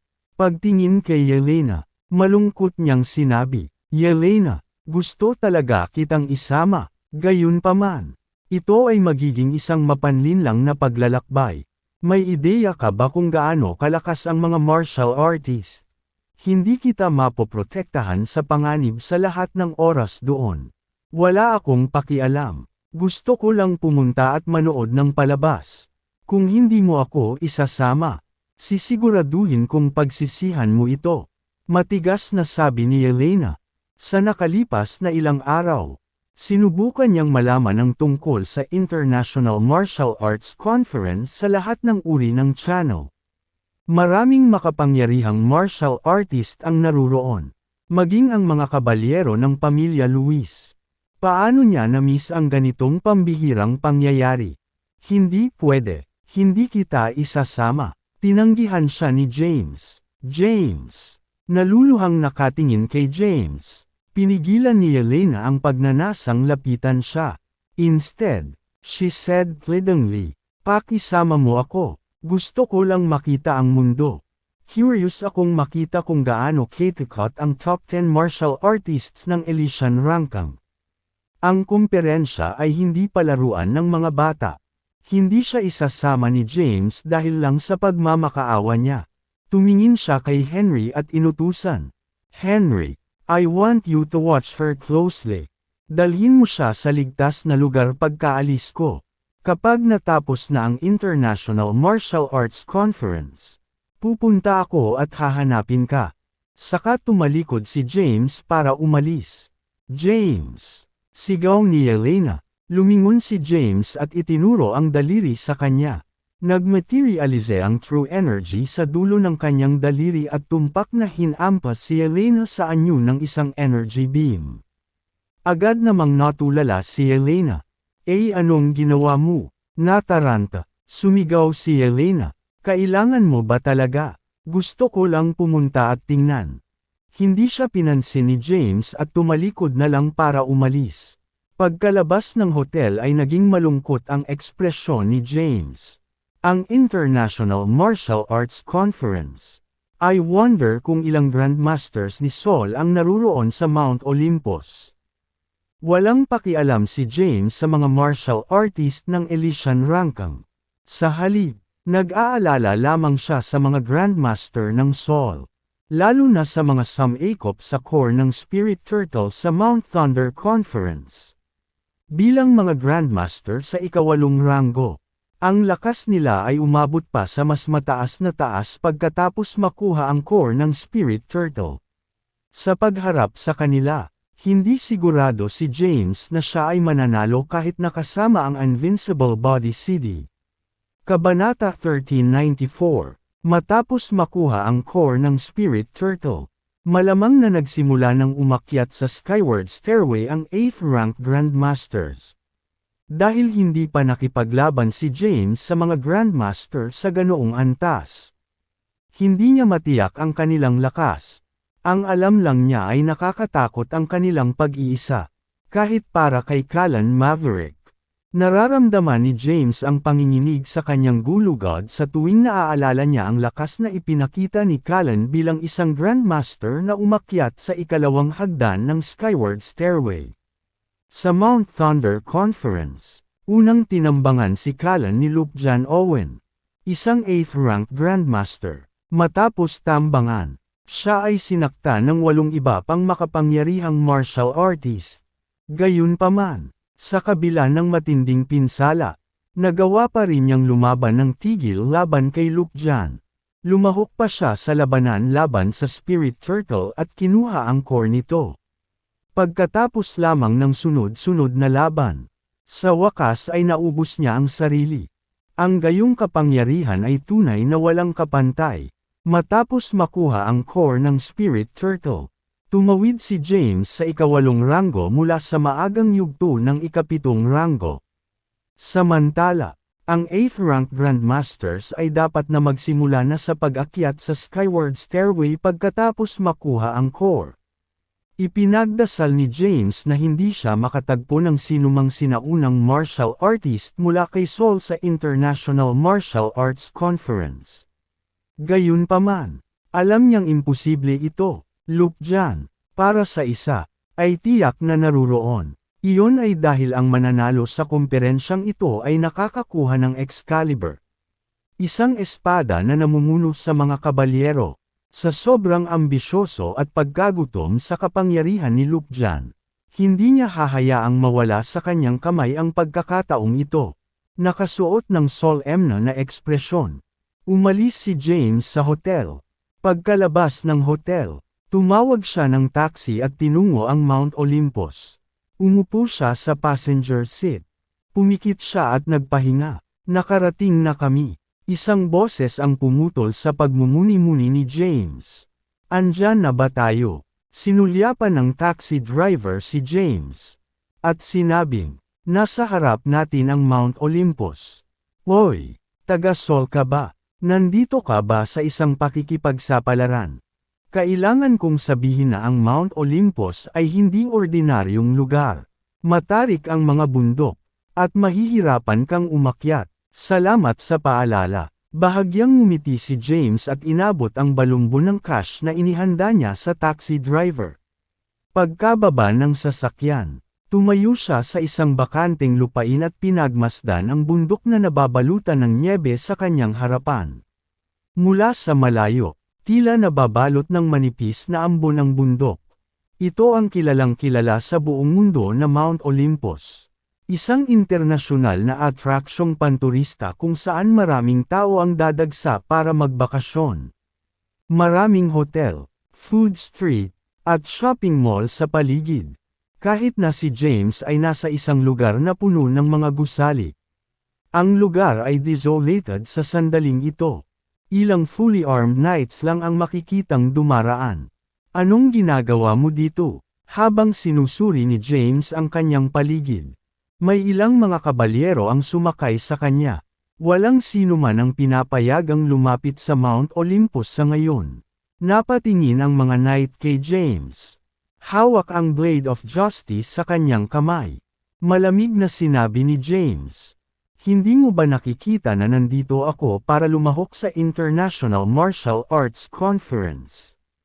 Nasa bundok yan, di ba? Oo. Ang kumperensya ay gaganapin sa Mount Olympus. Nakuha ko. Malamig na sabi ni James. Pagkatapos, nag-catalyze ng true energy. Nawala siya ng walang bakas. Natigilan ang mga kabalyero. Ano? Ang bilis naman. Ay siya ba ay sinaunang martial artist mula kay Saul? Mabilis. Ipaalam sa mga nakatataas. Hindi pinansin ni James ang natulala na mga kabalyero at umalis na lang. Naglalakbay ng napakabilis. Hindi nagtagal ay nagpakita siya sa paanan ng Mount Olympus. Pagdating niya, maraming tao ang nagkukumpulan doon. Lahat sila ay nakasuot ng kakaibang kasuotan. Kabanata 1395, isang sinaunang martial artist mula kay Saul. Nakatawag pansin ng marami ang hitsura ni James. Isang mahabang buhok na monghe na nakasuot ng pulang kanika ang lumapit kay James at iniskan siya mula ulo hanggang paa. Ano ito? Nagtataka namang tumingin si James sa kakaibang lalaki sa kanyang harapan. Sinasabi ng mga sabi-sabi na ang mga sinaunang martial artist mula kay Saul ay kahanga-hanga at ang kanilang martial arts ay walang kapantay. Bago magsimula ang kumperensya, gusto kong painitan ang sarili ko. Naikuyom ng lalaki ang kanyang mga kamao. Naunawaan na ngayon ni James na sinusubukan ng lalaki na makipag-away sa kanya. Isang pulutong ang nabuo sa paligid ng dalawa. Ang lahat ay nanunood ng palabas sa pag-asa. Ang matandang lalaki bago si James ay isang martial artist sa Elysian Rankang. Bagamat siya ay nasa ilalim ng listahan. Ang pagkakaroon ng pangalan ng isa na nakalista sa Elysian Rankang ay isang simbolo ng lakas. Binata ni Saul, alamin mong mamamatay ka sa aking mga kamay. Ako ang hari ng Ozora na 98 sa Elysian Rankang. Sabi ng matanda na may pilyong ngisi sa mukha. Napatingin si James sa kakaibang matanda na may kakaibang ngisi. Akala ba talaga niya magiging pushover ako? Nagdilim ang mukha ng matandang lalaki.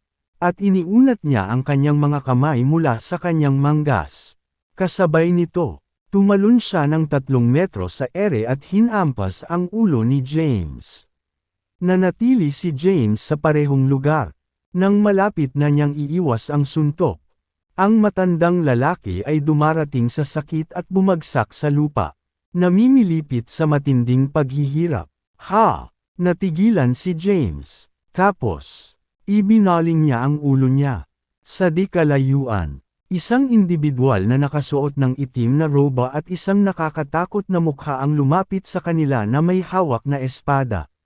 Sa isang kisap mata, humarap siya kay James. Ang bilis naman. Bumilis ang tibok ng puso ni James. Samantala, naalarma ang mga nakapaligid na martial artist. Kung tutuusin, bago pa nila may rehistro ang nangyari. Isang 78 martial artist ang bumagsak sa lupa. Namimilipit sa matinding paghihirap. Napatingin si James sa taong nasa harapan niya. Gayunpaman, hindi niya matukoy ang hitsura o edad nito. Sino ka? Tumingin si James sa kanya. Si Thea na ang nagmamadaling tumawid. Matapos makuha ang healing elixir sa Medical Valley, dali-dali siyang umalis papuntang Mount Olympus. Saktong dumating siya para sa International Martial Arts Conference. Siya ay umiinom ng elixir upang pagalingin ang kanyang mga sugat sa daan.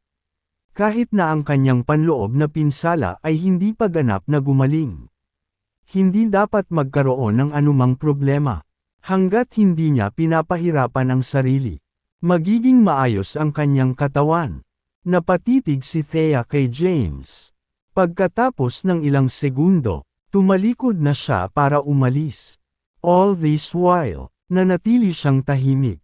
Natatakot siyang makilala ni James ang boses niya.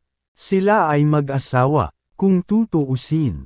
Sa pagtingin sa umaatres na figure ni Thea, Hinaplos ni James ang kanyang baba at bamulong. Weird. Sino ang taong iyon? Bakit nila ako tinulungan? Hindi mo ari ni James. Hoy! James! Isang malakas na tawa ang umalangaw-ngaw. Nang marinig ang pangalan niya, napalingon si James. Nang makitang si Luke Jan iyon, dumilim ang mukha ni James.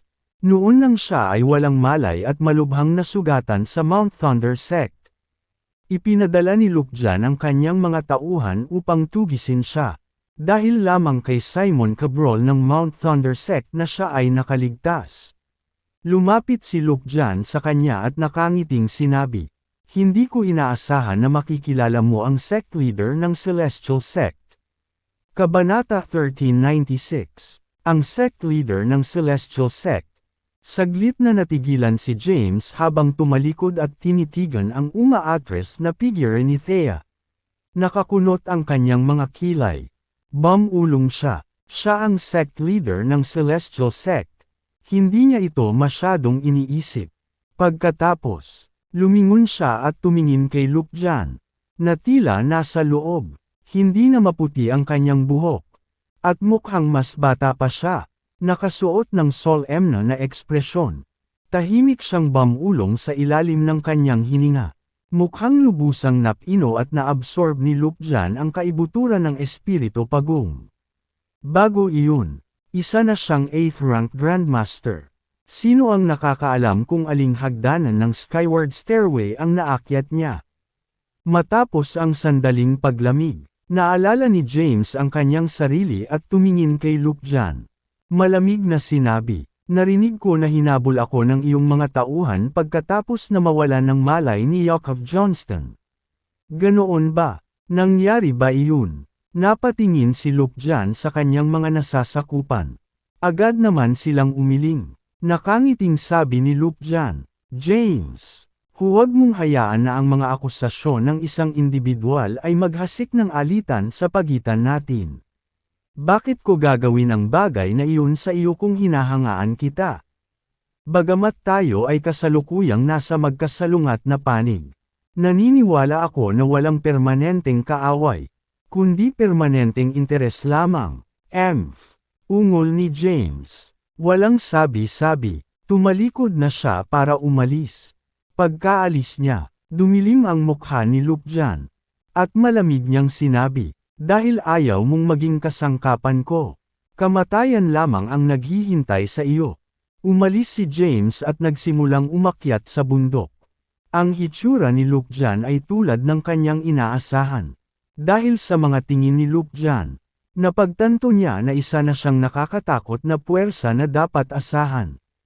Marahil ay naabot na niya ang antas ni Callan sa panahon ng Mount Thunder Conference, ang pangalawang hagdan ng Skyward Stairway. Let's hope na walang Solin martial artists dito. Kung hindi, ang kumperensya ay mauuwi sa kaguluhan. Huminga ng malalim si James. Mataas ang Mount Olympus. Nakatayo sa 13,000 metro sa ibabaw ng antas ng dagat. Ito ang pangatlo sa pinakamataas na bundok sa mundo. Umakyat si James sa bundok. Mababa ang temperatura, at nababalutan ng nyebe ang bundok sa buong taon.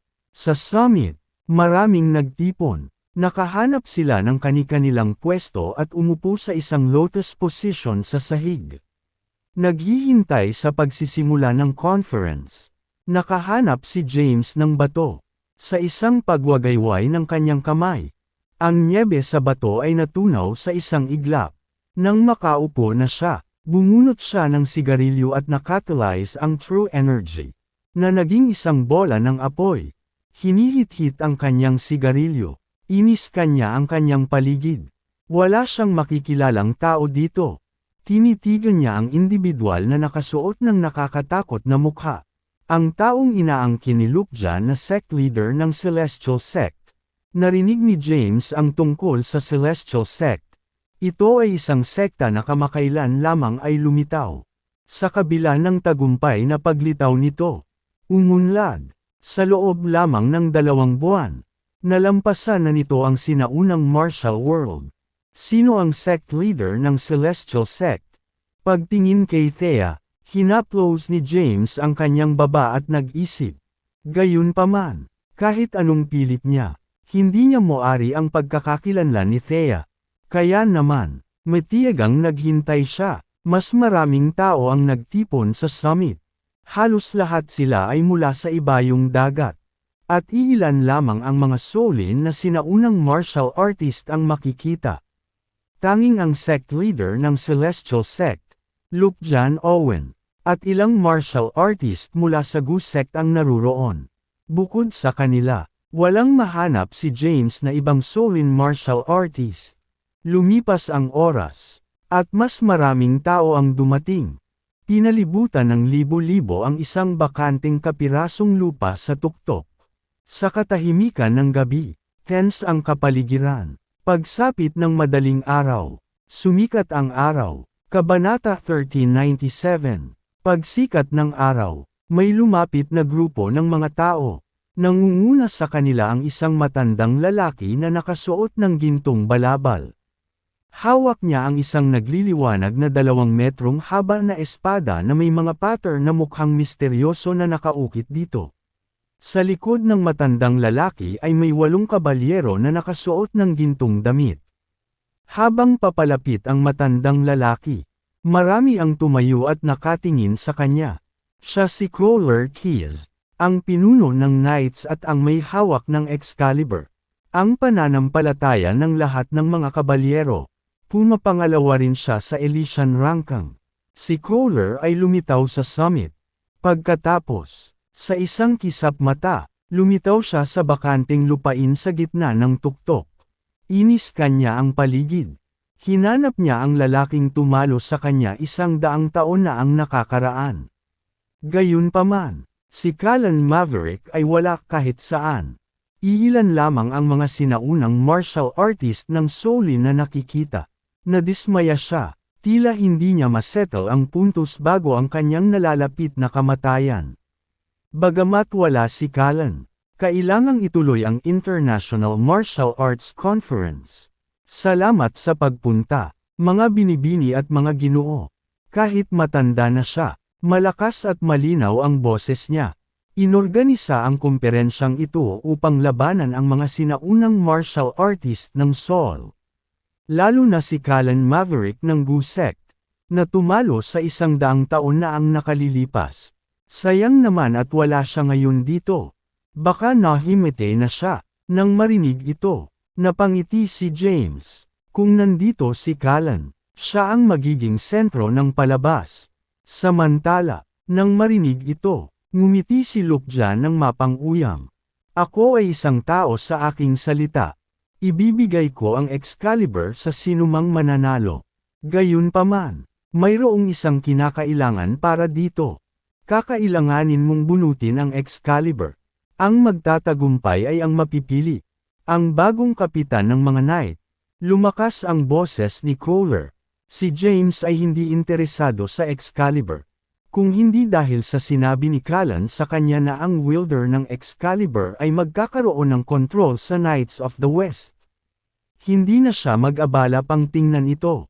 Pinagmasdan ni James ang paligid. Iniisip niya kung sino sa karamihan si Arsobispo Paul Ares. Ihahayag ko na ngayon ang pagsisimula ng International Martial Arts Conference. Walang mga pagsusuri sa komperensyang ito kung saan maaaring maging tama. Ang huling nakatayo sa Mount Olympus ang siyang mananalo sa komperensyang ito at ang pinakamakapangyarihang individual sa mundo. Umalangaw-ngaw ang boses ni Crawler sa buong lugar. Nang marinig ang tinig ni Crawler, marami ang nakarinig ng kanilang mga espada at naalarma ang paligid. Sa takot na baka sila ay tambangan ng iba. Sino si Archbishop Paul Ares? Sa sandaling iyon, isang boses ang bumungad. Napalingon ang lahat. Isa itong Solin na sinaunang martial artist. Siya ay bata pa. Marahil ang pinakabatang nakilahok. Ang International Martial Arts Conference. Si James iyon. Dahan-daang tumayo si James at naglakad papunta sa gitna. Nang tumingin sa kanyang paligid, malamig niyang sinabi, Nabalitaan ko na si Archbishop Paul Ores ay nasa ikatlong pwesto sa Elysian ranking. Ang pangalan ko ay James Caden. Isa akong martial artist mula kay Seoul. Walang kapantay ako kay Seoul. Pumunta ako dito ngayon para makipag-spar sa mga martial artist sa labas ng Seoul. Bagamat kalmado ang tono ni James, may bahid ng pagmamataas. Nakatitig ang lahat kay James. Nagtataka kung paano siya nagkaroon ng lakas ng loob na hamunin si Arsobispo Paul Ores. May death wish ba siya? Naiinggit ako sa iyong tapang. Binata. Isang boses ang dumating.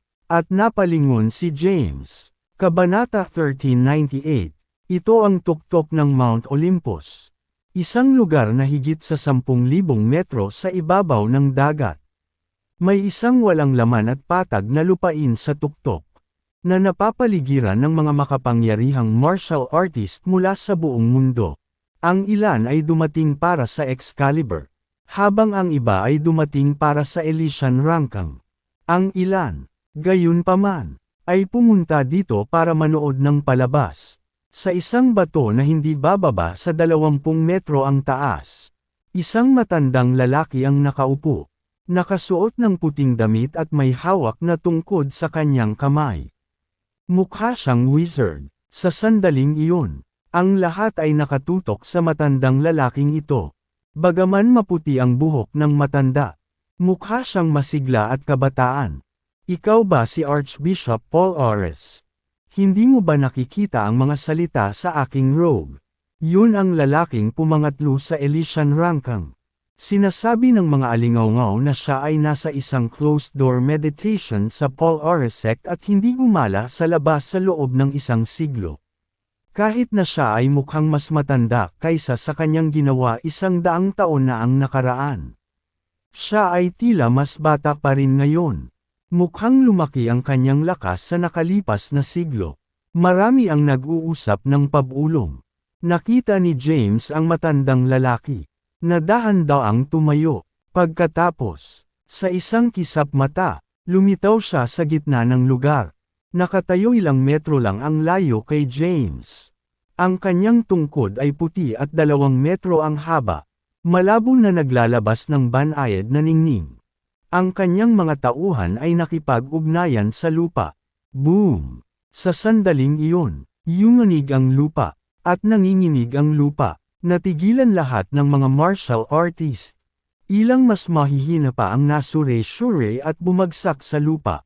Tulad ng inaasahan kay Arsobispo Paul Ores. Siya ay tunay na walang kapantay sa mundo. Ang binatang iyon mula sa Seoul ay dapat na may kamatayang hangarin na hamunin si Arsobispo Paul Ores. Marami ang tumingin kay James na may pilyong ngisi sa mga labi. Sa kanila, patay na si James. Nakasuot ng nakikitang ngiti. Tumingin ang matandang lalaki kay James at sinabing, "Hinahangaan ko ang iyong katapangan. Binata, ikaw ay dapat na isang sinaunang martial artist mula kay Seoul. Sino ang iyong grand sect leader? Marahil ay kilala ko siya. Ikaw ba ang arsobispo ng Paul Ores sect?" Tinitigan ni James ang matanda. Sa paghusga mula sa lakas ng matanda, siya ay dapat nakatumbas ng isang ipitong ranggo na Grandmaster. Gayunpaman, hindi natatakot ang lalaki. Tama, the one and only. Tumingin siya kay James. Tinitigan ni James ang arsobispo. Alam niya na ang Elysian ranking ay tinawag na Elysian Congress matagal na ang nakalipas. Na itinatag upang labanan ang mga sinaunang martial artist ng Seoul. Iyon ay dahil ang karamihan sa mga martial artist noong nakaraan ay nagtitipon kay Seoul. Matapos ang kanilang pagkatalo, binuo nila ang Elysian Congress at nagplano ng pagbabalik. Gayunpaman, sa hindi malamang dahilan, ang Elysian Congress ay naging Elysian ranking at naging ranking para sa lahat ng martial artist sa buong mundo. Binata, ang pagpunta mo rito ay tanda ng lakas. Sino ang iyong Panginoon? Kung siya ay isang matandang kakilala ko, wala akong pakialam na maging madali sa iyo. Sino para sa iyo si Tapio Cabrol ng Mount Thunder Sect? Tapio Cabrol. Natigilan si James. Sino ang taong ito? Hindi pa niya narinig ang tungkol sa kanya.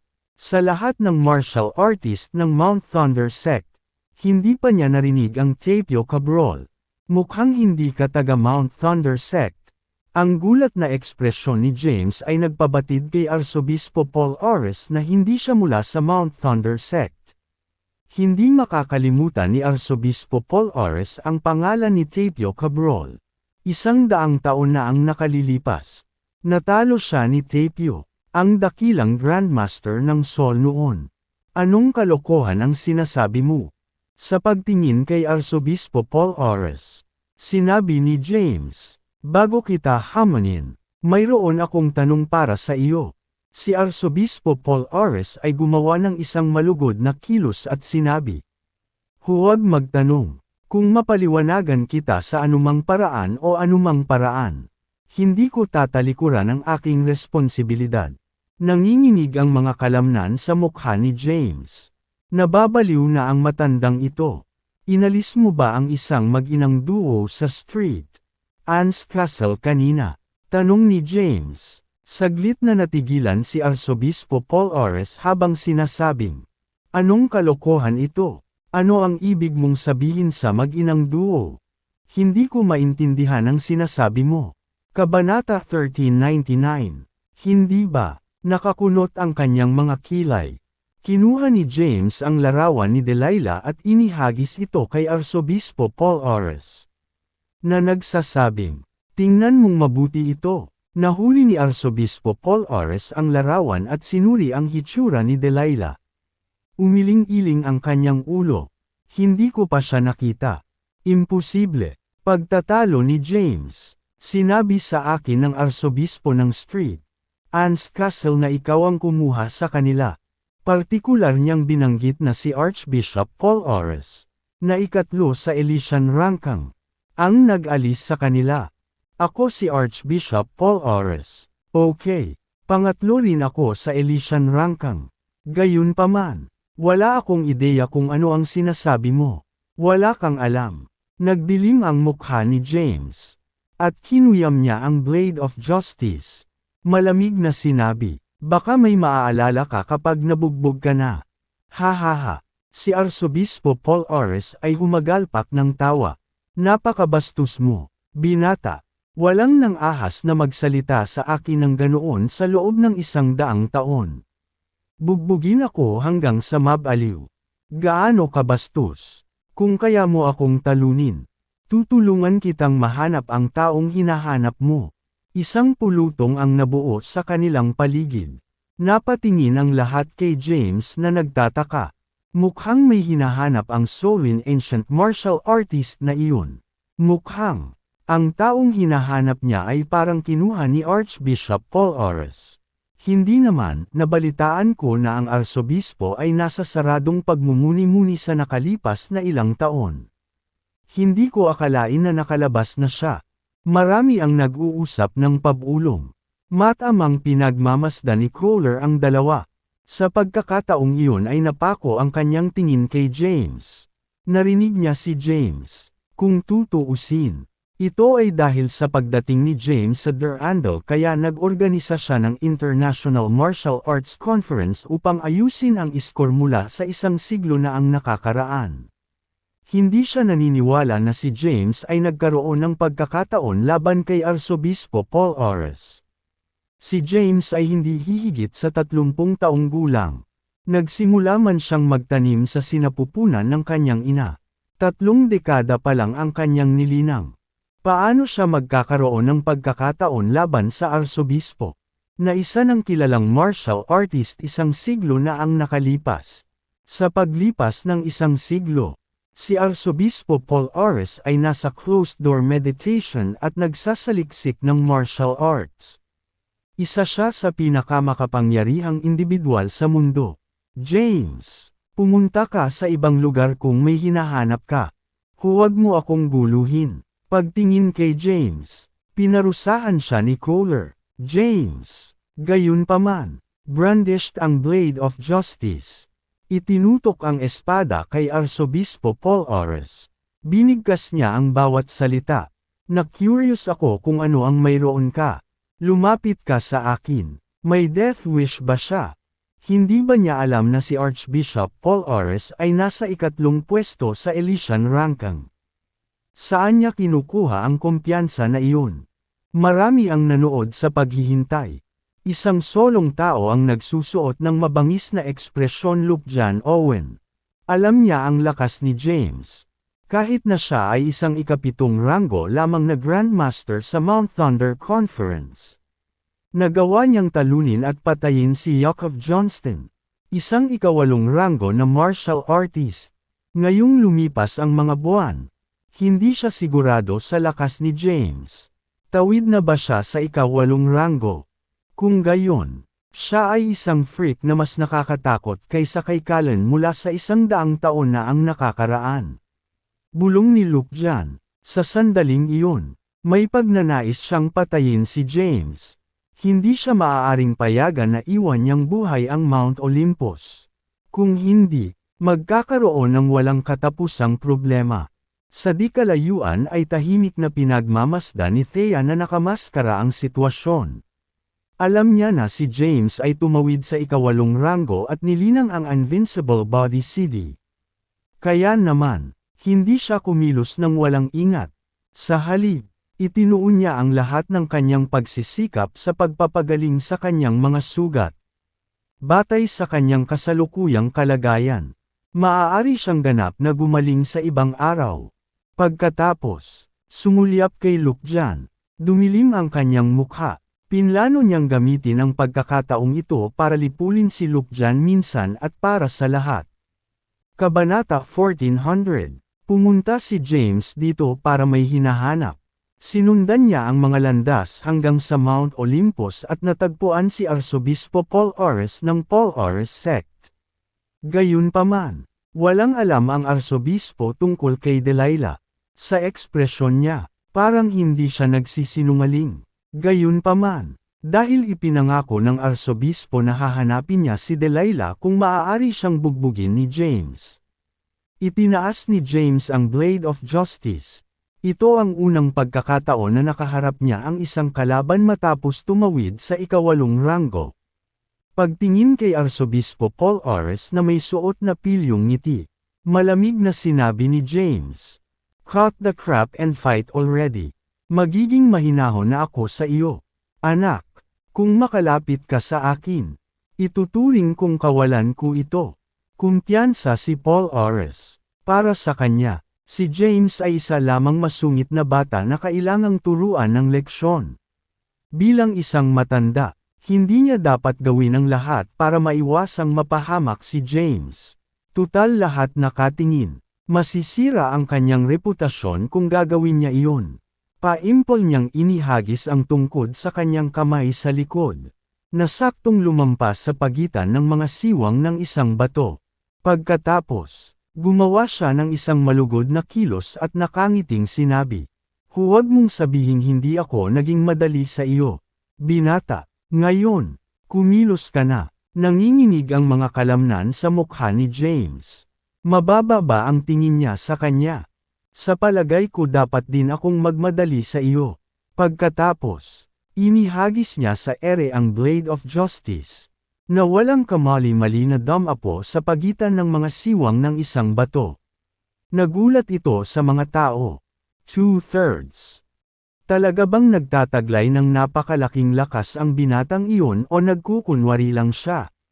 Napakabata niya. Paano siya nagkaroon ng ganoong lakas? Naglalagay lang siya ng matapang na mukha. Lumuhad siya sa lupa at humihingi ng tawad sa lalong madaling panahon. Marami ang nag-uusap ng pabulong. Walang naniniwalang mananalo si James. Kahit na siya ay nagmula sa misteryosong bansa ng Sol. Ang kanyang edad ay naging imposible para sa kanya na tumayo laban kay Arsobispo Paul Ores. 2 tao lang ang matamang nakamasid sa sitwasyon, si Luke John at Thea. Gusto ni Luke John na gamitin ang pagkakataong ito para sukatin ang kasalukuyang lakas ni James. Na-curious siya kung mas malakas ba siya kumpara noong nakaraang 2 buwan sa Mount Thunder Conference. Pinagmasdan ni Thea sina James at Arsobispo Paul Ores habang pinapagaling niya ang kanyang mga sugat. Wala siyang pakialam kay James. Tutal, tumawid si James sa ika-8 ranggo. Bukod pa rito, nilinang niya ang 13 langit na espada, ang Invincible Body CD, at ang Blithe Feast of Abomination. Lahat ito ay kilalang martial arts sa Saul. Nakangiti si Paul Ores habang pinapanood ang mga kilo ni James. Not bad. Sa unang pagkakataon na nakita kita, naalala ko ang aking mas bata. Pareho kayo ng kayabangan at tiwala sa sarili. Gayunpaman, paulit-ulit, nagpakumbaba ako. Sa pamamagitan lamang ng pag-aaral ng isang aralin ay maaaring umunlad sa wakas. Pagkatapos mo, hindi nag-aksaya ng hininga si James. Sige, hayaan mo akong turuan ka ng leksyon. Sa sandaling magsalita siya, humarap na siya kay James. Ang bilis naman, tulad ng inaasahan kay Arsobispo Paul Ores. Natutuwa akong dumating ako, magkakaroon ng palabas na mapapanood. Nagkagulo ang mga tao. Gusto ni Paul Ores na talunin si James sa isang pagkakataon. Gamit ang lahat ng kanyang lakas, humarap siya kay James sa isang kisap mata. Pagtaas ng braso, binalak niyang sunggaban si James at ihampas sa lupa. Gayunpaman, sa sandaling sinaktan niya si James. Itinaas ni James ang kanyang kamay at hinarang ang kanyang pag-atake. Pagkatapos, pag-ikot ng sitwasyon, hinawakan ni James ang balikat ni Paul Ores. Pagkatapos, itinaas niya ang kabilang braso at hinampas si Paul Ores sa dibdib.